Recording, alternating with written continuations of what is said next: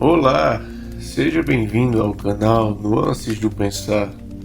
Para iniciarmos a leitura, procure um local confortável para poder ouvi-la. Se necessário, retorne aos parágrafos que mais lhe chamaram a atenção. Desejo uma boa leitura e, se possível, se inscreva no canal e ative as notificações clicando no sininho. Peço que também dê o seu gostei para o YouTube divulgar nosso trabalho. Um abraço e ótima leitura.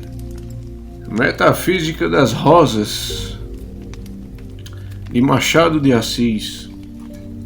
Livro 1. No princípio era o jardineiro, e o jardineiro criou as rosas. E tendo criado as rosas, criou a chácara e o jardim com todas as coisas que neles vivem, para a glória e contemplação das rosas. Criou a palmeira, a grama, criou as folhas, os galhos, os troncos e botões, criou a terra e o estrume, criou as árvores grandes para que amparassem o toldo azul que cobre o jardim e a chácara, e ele não caísse e esmagasse as rosas. Criou as borboletas e os vermes, criou o sol, as brisas, o orvalho e as chuvas.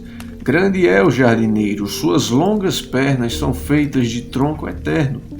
Os braços são galhos que nunca morrem. A espádua é como um forte muro por onde a erva trepa. As mãos largas espalham benefícios às rosas. Vede agora mesmo, a noite voou, amanhã clareia o céu, cruzam-se as borboletas e os passarinhos, há uma chuva de pipilos e trinados no ar. Mas a terra estremece, é o pé do jardineiro que caminha para as rosas. Vede, traz nas mãos o regador que borrifa sobre as rosas e água fresca e pura, e assim também sobre as outras plantas, todas criadas para a glória das rosas. Ele o formou no dia em que, tendo criado o sol que dá vida às rosas, este começou a arder sobre a terra. Ele o enche de água todas as manhãs, 1, 2, 5, 10 vezes para a noite.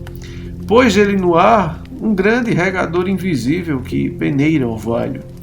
E quando a terra seca e o calor abafa, enche o grande regador das chuvas que alagam a terra de água e de vida.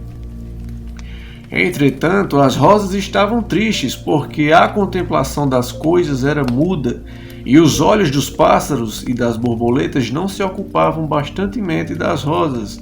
E o jardineiro, vendo-as tristes, perguntou-lhes: Que tendes vós que inclinais as pétalas para o chão? Dei-vos a chácara e o jardim, criei o sol e os ventos frescos, derramo sobre vós o orvalho e a chuva. Criei todas as plantas para que vos amem e vos contemplem. A minha mão detém no meio do ar os grandes pássaros para que não vos esmaguem ou devorem. Sois as princesas da terra, por que inclinais as pétalas para o chão? Então as rosas murmuraram que estavam tristes porque a contemplação das coisas era muda, e elas queriam que cantasse os seus grandes méritos e as servisse. O jardineiro sacudiu a cabeça com um gesto terrível. O jardim e a chácara estremeceram até os fundamentos. E assim falou ele, encostado ao bastão que trazia: Dei-vos tudo e não estáis satisfeitas? Criei tudo para vós e pedis mais? Pedis a contemplação de outros olhos e de estrela? Vou criar um ente à minha imagem que vos servirá. Contemplará e viverá milhares e milhares de sóis, para que vos sirva e ame. E, dizendo isto, tomou de um velho tronco de palmeira e de um facão. No alto do tronco abriu 2 fendas iguais aos seus olhos divinos, mais abaixo outra igual à boca. Recortou as orelhas, alisou o nariz, abriu-lhe os braços, as pernas, as espáduas, e, tendo feito o vulto, soprou-lhe em cima e ficou um homem. E então lançou mão de um tronco de laranjeira, rasgou os olhos e a boca, contornou os braços e as pernas, e soprou-lhe também em cima, e ficou uma mulher.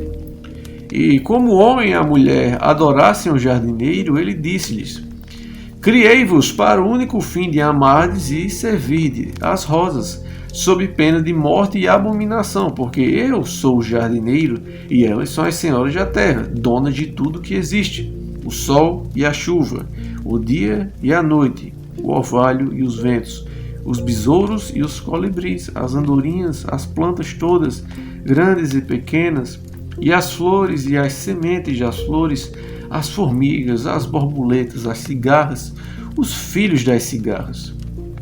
O homem e a mulher tiveram filhos, e os filhos outros filhos, e disseram eles entre si: o jardineiro criou-nos para amar e servir as rosas. Façamos festas e danças para que as rosas vivam alegres. Então vieram à chácara e ao jardim, bailaram e riram, e giraram em volta das rosas, costejando-as e sorrindo para elas. Vieram também outros e cantaram em versos os merecimentos das rosas. E quando queriam falar da beleza de alguma filha das mulheres, faziam comparação com as rosas, porque as rosas são as maiores belezas do universo. Elas são as senhoras de tudo o que vive e respira. Ouvindo isto, o jardineiro disse-lhes: não, colhei-as primeiro, levai-as depois a um lugar de delícias que vos indicarei. Vieram então os filhos dos homens e as filhas das mulheres e colheram as rosas, não só as que estavam abertas, como algumas ainda não desabrochadas, e depois as puseram no peito, na cabeça ou em grandes molhos, tudo conforme ordenara o jardineiro.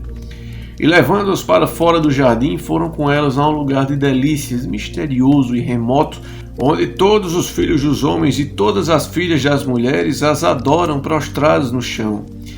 E depois que o jardineiro manda embora o sol, pega das rosas cortadas pelos homens e pelas mulheres, e uma por uma prega-as no toldo azul, que cobre a chácara e o jardim, onde elas ficam cintilantes durante a noite. E é assim que não faltam luzes que clareiem a noite quando o sol vai descansar por trás das grandes árvores do ocaso. Elas brilham, elas cheiram, elas dão as cores mais lindas da terra. Sem elas nada haveria na terra, nem o sol, nem o jardim, nem a chácara, nem os ventos, nem as chuvas, nem os homens, nem as mulheres, nada mais que o jardineiro, que as tirou do seu cérebro, porque elas são os pensamentos do jardineiro, desabrochadas no ar e postas na terra, criada para elas e para a glória delas.